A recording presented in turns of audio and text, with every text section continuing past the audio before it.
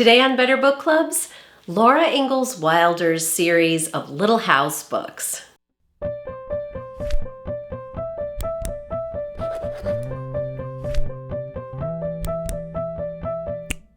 Laura Ingalls Wilder's series of Little House books about her family's experience as pioneers in the late 19th century had an outsized effect on girls my age when we were growing up in the 1970s. Wilder's books were first published in the 1930s, but they were reissued in the 1950s in these familiar yellow books with the famous illustrations by Garth Williams on the cover, with more black and white line drawings inside. These will be recognizable to many women of my generation. The books have come under scrutiny, though, in recent years, as we've started to pay more attention to their historical context. So Wilder's father, Charles Ingalls, was a homesteader who moved his family frequently from one homestead to another, trying to establish claim to land in a number of different states in the West. Often they were moving in what was called Indian territory. So their history as homesteaders is very much wrapped up with the history of Native American lands and the government, the U.S. government's overtaking of that land and handing it over to white settlers like Wilder's father. Charles Ingalls was actually never really successful as a homesteader, and a lot has been written about this. I'll leave links to a few books below that you can use to do some further research of your own on this subject. But the bottom line is that these books have to be read in a historical context today that makes it difficult to share them with children unless you're willing to have those kinds of conversations that nobody was really having with us in the 70s. In fact, I remember as a kid having that question cross my mind, like, why are they fighting over this territory? Who's impinging on whom here? Because Native Americans turn up multiple times in Wilder's story. But I never really pursued the questions as a kid. I never really asked anybody about it. And they didn't really come to the forefront for me until I sat down to read the books with my own daughters. As I was reading out loud to them, we came across the word darkies in the lyrics to one of the songs, one of the tunes that Wilder's father is playing on his fiddle. And I immediately thought, whoa, I've got to go back through these books and see what else is going on in here. That was kind of my wake-up call. And as it turned out, my daughters never really took to these books the way I did and my friends did. And we never ended up reading the whole series together. So we never ended up having most of those conversations together about the historical context of these books. Wilder's books actually do offer a nice opportunity for opening up that conversation and looking more broadly at the mythologized story we have about pioneers in this country and looking at the other side of that story, at the history of Native American peoples, in this case, the Osage people whose land Wilder's father attempted to settle on and was eventually driven off by the government.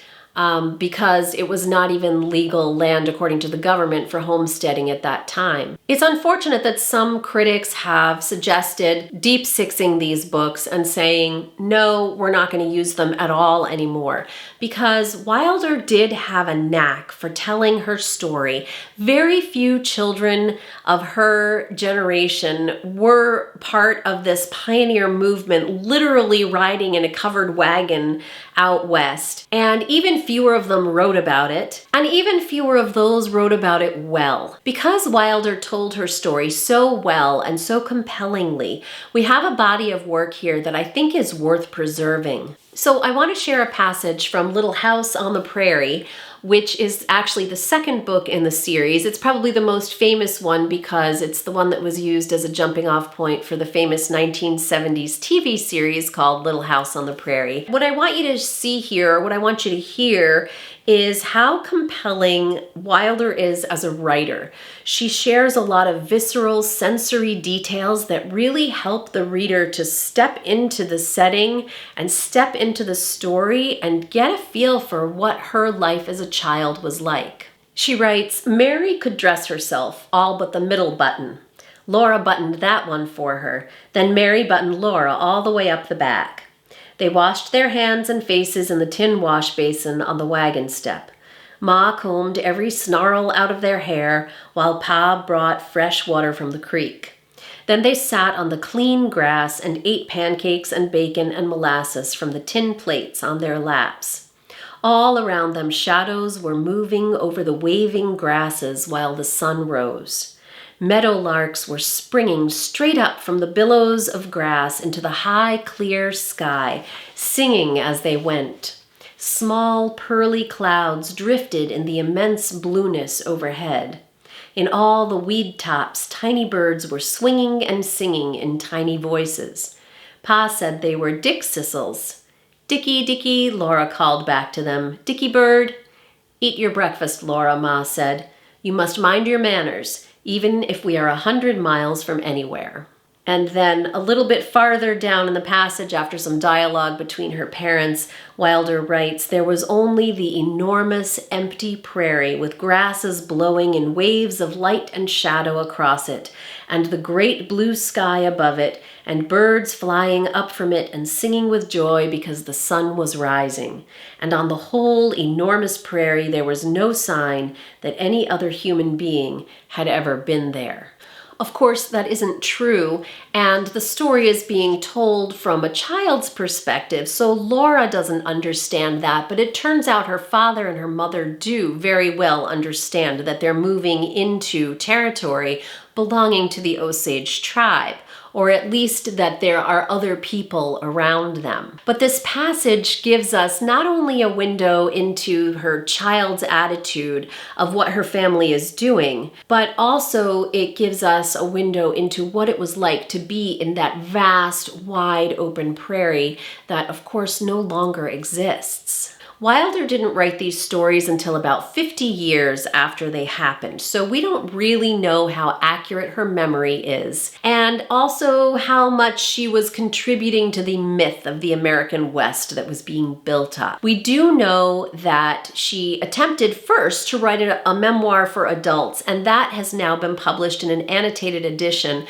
and I'll leave the information about that in the comments section below for those who are interested in reading a different version, also written by her, of her own story. But we also know that her daughter, Rose Wilder Lane, who was kind of a muckraking journalist who played fast and loose sometimes with the facts, was also, to some extent, her co-author on these books. And so the stories are stories. They're maybe not a completely straight account of what the family experienced, although in some ways, apparently, the same stories as told in the memoir intended for adults are even darker and grittier. That said, Wilder doesn't shy away from telling some of the darker side of her stories, even in these childhood books.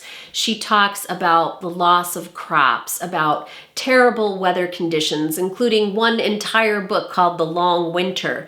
She talks about illness, she talks about fire, so you can see the many struggles that this family went through that many other similar pioneer families would have experienced at the same time. And that too gives us some historical perspective, albeit maybe softened around the edges, about what that childhood was like. What I really loved about these books when I was a kid was how wild Laura was and how wild the stories were, how exciting they were, how climactic they were. I think that that goes a long way towards explaining my love of reading, because these were books that I read when I was pretty young and they fueled my desire to read more. So even though these may not be the books that we are now going to hand to our next generation of children, I hope that we can find books like these that are going to spark their curiosity and make them want to keep going and reading more and more and more. I also hope that with the proper context, Wilder's work won't be completely lost, and that at least some chapters or segments of these books can be preserved and shared with future generations of young readers. Reading Laura Ingalls Wilder's books with your book club could be a really fun project, especially if a lot of you grew up on these books and you now want to take a more adult, more historically broad perspective towards rereading these great stories. If you like what you see here, please subscribe, and I'll be back soon with another episode of Better Book Clubs.